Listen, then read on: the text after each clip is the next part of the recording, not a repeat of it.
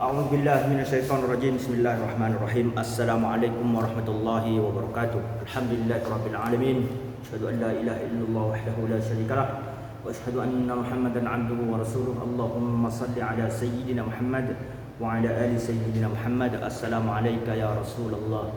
Mudah-mudahan kita rakyat Indonesia dan negeri kita yang tercinta selalu dilindungi oleh Allah Subhanahu wa taala, dijauhkan dari berbagai macam musibah. Kemudian kita doakan kepada saudara-saudara kita yang kena musibah hari ini, semoga Allah Subhanahu wa taala memberikan mereka ketabahan hati, kemudian ikhlas atas musibah cobaan yang diberikan oleh Allah Subhanahu wa taala. Amin ya rabbal alamin. Oke, kita lanjut pelajaran tentang marfu'atul asma halaman 132 dan selanjutnya. Oke, dengarkan baik-baik. Di depan sudah saya tuliskan isim dan fi'il dibaca marfu. Marfu'atul asma itu adalah maksudnya adalah isim yang dibaca marfu. Kapan isim itu dibaca marfu? Kemudian macam mana bentuknya? Nah, karena di dalamnya ada mubtada khobar, kemudian ada fi'il dan fa'il, terutama mubtada khobar, maka tak lengkap dia kalau tak diikutkan sekalian dengan fi'ilnya. Jadi di depan sudah ada mubtada khobar, fi'il dengan fa'il. Dengarkan penjelasan saya. Isim dan fi'il dibaca marfu. Kapan isim dan fi'il dibaca marfu? Pertama isim. Isim dibaca marfu ketika dia menjadi mubtada. Kedua ketika dia menjadi fa'il. Jadi mubtada dengan fa'il itu hukum membacanya pasti marfu. Pasti marfu. Sekarang macam mana cara menulisnya? Ini sebetulnya materi yang pernah saya sampaikan dulu. Tapi mungkin karena kamu terlalu sering mengulang materi ini, jadi saya yakin lupa. Karena prinsipnya adalah banyak mengulang, banyak lupa. Sikit mengulang, sikit belajar, sikit lupa. Tak belajar, tak ada yang lupa. Nah, perhatikan baik-baik. Mubtada. Sebetulnya saya dah tak perlu lagi membahas tentang mubtada. Tapi karena ini pembahasannya tentang isim marfu, maka kita cungkillah sikit-sikit. Mubtada, ingat pengertian mubtada adalah isim marfu terletak di awal kalimat atau isim ma'rifah terletak di awal kalimat. Salah satu contoh isim ma'rifah adalah misalkan dhamir, huwa. Selain dhamir, nama orang Muhammadun. Selain Muhammadun, ada isim yang didahului oleh alif lam. Al-musafiru atau al-musafirani atau al-musafiruna.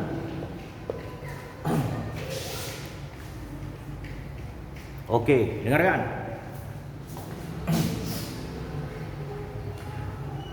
Ini isim ma'rifah terletak di awal kalimat, maka namanya mubtada.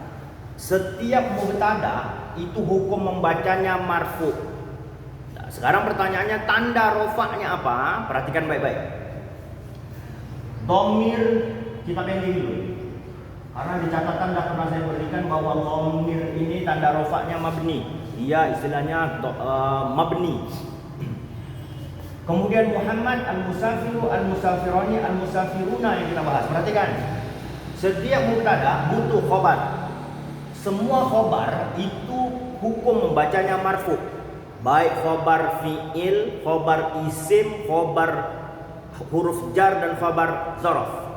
Hari ini kita bahas dulu tentang dua khobar. Pertama khobar isim dan kedua khobar fi'il sekaligus. Perhatikan baik-baik. Huwa kita pending dulu. Kita lompat pada Muhammad.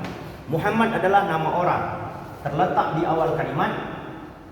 Namanya mubtada. Setiap mubtada hukum membacanya marfu. Tanda rofa pertama adalah dhammah. Ingat, ini walaupun dhammatain, dia tetap dibaca dhammah. Di depan jangan dikasih alif lam karena dia nama orang. Perhatikan, khobarnya itu bisa khobar isim, bisa khobar fi'il. Kita buat dulu misalkan khobar isimnya Muhammadun mahirun. Nah, dengarkan. Antara mubtada dengan khobar harus sama dia. Satu sama satu, laki-laki sama laki-laki, perempuan sama perempuan. Jangan disilang, jangan digabung-gabung, tak boleh. Dah perhatikan, baik-baik. Khobarnya wajib khobar isim nakiroh. Wajib khobar isim nakiroh. Boleh tak isim ma'rifah? Nanti saja pembahasannya. Sekarang wajib isim nakiroh. Muhammadun mahirun. Jangan kamu tulis Muhammadun al-mahiru. Tak mau. Ini pembahasannya bukan mubtada khobar. Ini pembahasannya tentang sifat. Nah, perhatian. Mubtada hukum membacanya marfu, tanda rofaknya pertama dhammah. Kenapa? Karena dia isim mufrad satu. Saya tak mengulang lagi mufrad musanna jamak. Mahirun khobarnya, bentuknya khobar isim nakirah.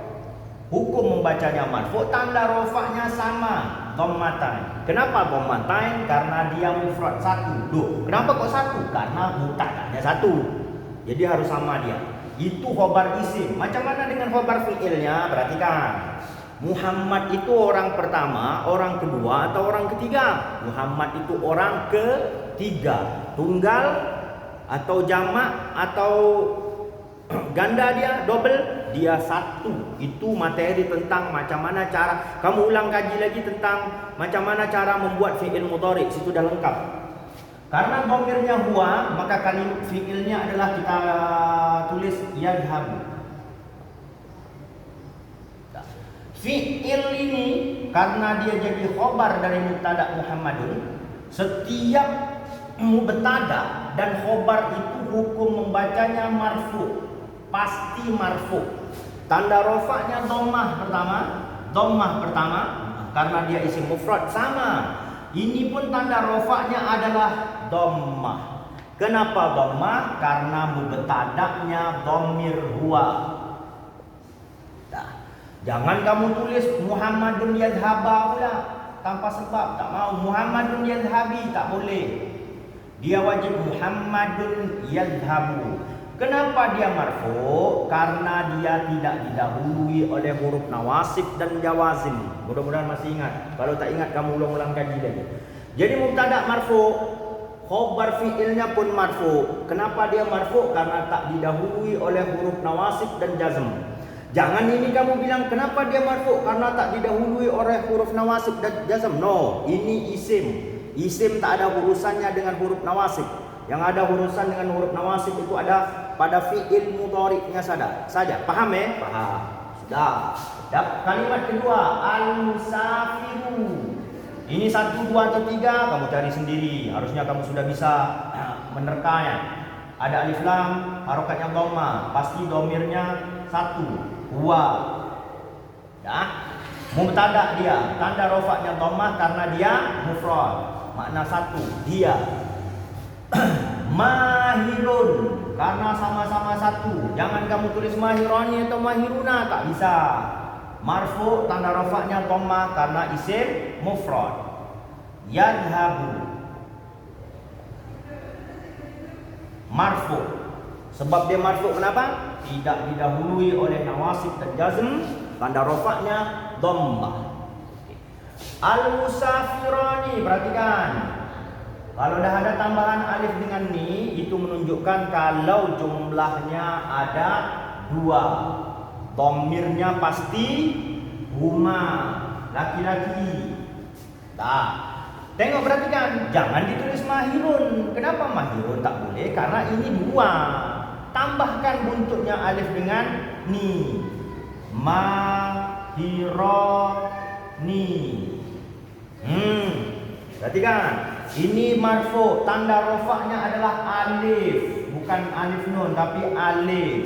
Kenapa alif? Karena dia musanna, 2. Ini marfu, tanda rofaknya apa? Alif, sama. Kenapa ini dengan ini sama tanda rofaknya alif? Karena sama-sama isim.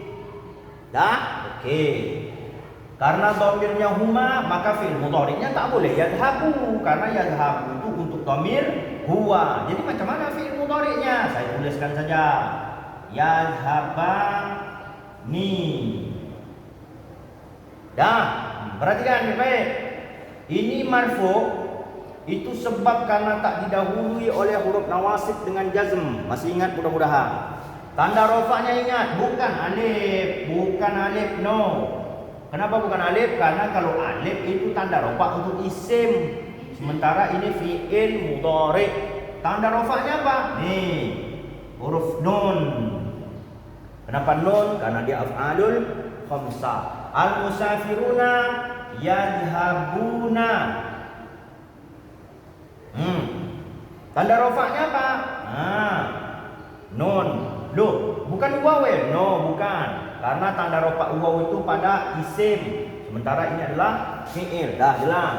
Jadi isim dan fi'il dibaca marfu pertama ketika dia menjadi mubtada, ketika dia menjadi khobar. Khobarnya pertama khobar isim, kedua khobar fi'il. Sementara itu saja.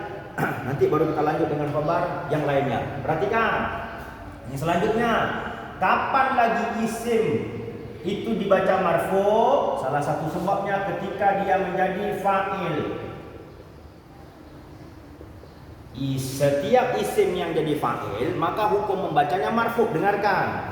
Kalau dia sudah marfu, maka cara menulisnya sama. 1, 2, 3 sama, tak usah dirubah-rubah. Jadi yang membedakan mubtada dengan fa'il itu cuma posisinya saja. Kalau mubtada itu isim marfu'nya di depan, fi'ilnya di belakang. Kalau yang fa'il itu fi'ilnya di depan, isim marfu'nya di belakang. Nah, di catatan dah saya berikan bahwa fi'il ini dhamirnya cuma 2 saja. Huwa untuk laki, hiya untuk perempuan. Fi'ilnya boleh 2, boleh fi'il mudhari, boleh fi'il madhi. Dhamirnya 2, fi'ilnya 2. Nah, perhatikan baik-baik. Jadi tak boleh kamu tulis fi'il fa'ilnya yadhhabani al-musafirani, tak boleh. Karena yadhhabani itu dhamirnya bukan huwa tapi sudah huma, sementara ini cuma huwa dengan hiya saja. Jadi macam mana caranya? Perhatikan. Kita balikkan saja yang ini. Ingat, dhamirnya adalah huwa, fi'ilnya boleh fi'il mudhari, boleh fi'il madhi. Ini kalimat yadhhabu, aslinya adalah dhahaba. Yadhhabu. Ini madhi, ini mudhari. Masukkan al-musafiru. Musafiru. Nah, ini disebut dengan fa'il. Tanda rofaknya dhammah karena dia isim mufrad. Fi'ilnya boleh dhahaba, boleh yadhhabu. Yang jelas dhamirnya tetap huwa. Kenapa huwa? Karena fa'ilnya laki-laki. Kalau perempuan macam mana? Tinggal tambah saja al-musafiru jadi al-musafiratu. Ingat, dhamirnya dhamir hiya. Yadhhabu kalau hiya jadinya apa? Tadhhabu. Fi'il mudhari'nya, fi'il madhinya macam mana? Tambahkan ta ta'nis di belakangnya. Tulis dhahaba. Tambah ta ta'nis. Ta menunjukkan perempuan. Dhahabat. Dhahabat al-musafiratu dengan tadhhabu al-musafiratu. Jangan kamu tulis tadhhabani al-musafiratu. Tak mau, tak boleh. Ya, pokok dhamirnya antara huwa dengan hiya. Titik. Mau fi'il madhi atau fi'il mudhari. Fi'il madhi untuk laki-laki macam begini, fi'il mudhari begini. Fi'il madhi untuk perempuan tambahkan ta ta'nis ini di belakang setelah lam fi'il. Kemudian fi'il mudhari'nya pakai dhamir hiya. Selesai. Itu kalau yang pergi satu. Kalau yang pergi lebih dari satu macam mana? Misalkan al-musafirani, kita salin saja. Firani. Dah. Dengarkan, jangan yadhhabani. Dhamirnya kalau tak huwa hiya, dah titik. Salin saja. Dhahaba kalau dia fi'il madhi. Yadhhabu kalau dia fi'il mudhari. Dah, dhahaba al-musafirani atau yadhhabu al-musafirani. Perhatikan baik-baik. Kalau mubtada khabar tadi antara isim dengan fi'ilnya itu sama-sama dibaca marfu. Kalau untuk fa'il itu isimnya tak selamanya dia marfu. Kalau dia fi'il madhi bukan marfu namanya, tapi kalau dia fi'il mudhari bolehlah dia marfu. Pada bahasan fa'il itu fokus marfu'nya di sini saja, fa'il. Jadi ini tanda rofa'nya apa? Dhammah. Ini tanda rofa'nya apa? Dhammah. Nah, ini tanda rofa'nya apa? Jangan kamu bilang nun. Karena tanda rofa' nun itu untuk fi'il. Karena dia isim, tanda rofa'nya di sini apa? Alif. Kenapa alif? Karena dia musanna. Kalau tiga bagaimana? Al-muslimuna. Tetap zahaba atau yadhabu. Selesai. Al-muslimuna. Fa'il dibaca marfu. Tanda rofa'nya apa? Wow. Ingat bukan nun ya, bukan nun, karena nun itu tanda rofa untuk fi'il. Sementara fa'il itu berasal dari isim. Wallahu a'lam bishawab. Sangat mudah sekali. Jadi wajib kamu ulang-ulang. Minggu depan saya video call kamu satu-satu. Saya suruh kamu membaca. Jadi sekalian praktek.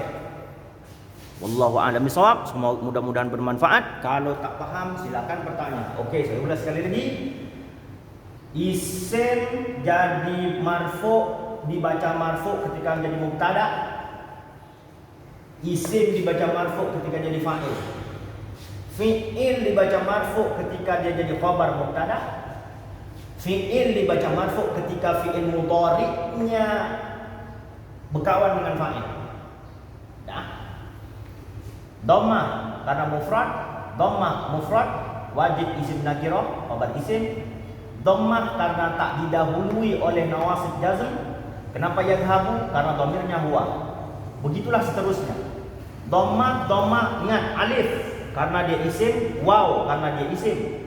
Dhammah nun karena dia fi'il, nun karena dia fi'il. Ingat, bentuk tulisan sama, cuman beda dia. Yang depan marfu alif, yang belakang marfu nun. Yang depan marfu waw, belakang marfu nun. Ini isim, ini fi'il. Boleh fi'il madhi, boleh fi'il mudhari. Dhamirnya huwa dengan hiya, titik. Huwa untuk laki-laki, hiya untuk perempuan. Kalau untuk perempuan tambahkan ta ta'nis, ta sukun setelah lam fi'il. Bentuknya.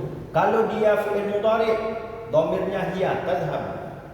Berapapun jumlah fa'il, ini wajib dhamir huwa dengan hiya, titik, mau fi'il madhi atau fi'il mudhari. Jadi jangan kamu tulis yadhabuna al-muslimuna. Salah. Wallahu a'lam bishawab. Terima kasih, mudah-mudahan bermanfaat. Selanjutnya besok kita lanjut dengan khabar inna dengan isim ina, isim kana. Wallahu a'lam bishawab. Assalamualaikum warahmatullahi wabarakatuh.